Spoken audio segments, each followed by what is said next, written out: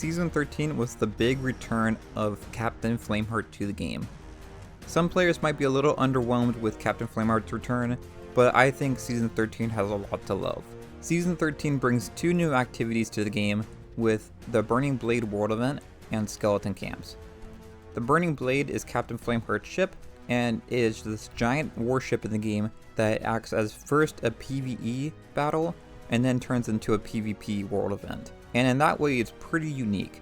So basically the way this works is that if the Burning Blade appears on your server, you can attack the Burning Blade, and then if you win, you basically get to claim the ship as your own.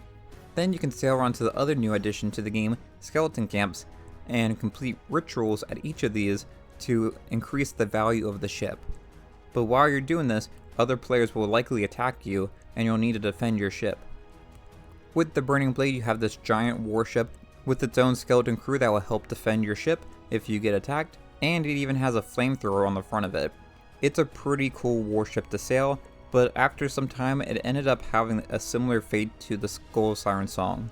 The problem with world events that rely on player engagement to make it fun, it just doesn't really work that well in general.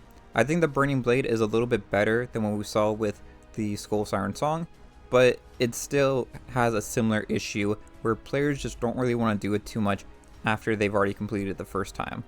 Which is really bad with the Burning Blade because a lot of the rewards and commendations tied to it are specifically in reference to other players.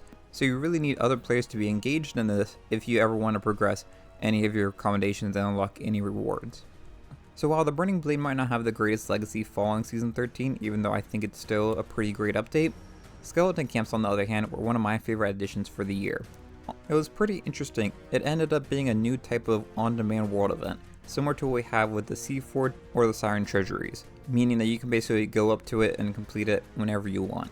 With the Skeleton Camps, it has 2 phases. The first part is pretty interesting and new for the game, where you have a constellation puzzle, and once you learn how to do it the first time, it becomes pretty easy to do quickly.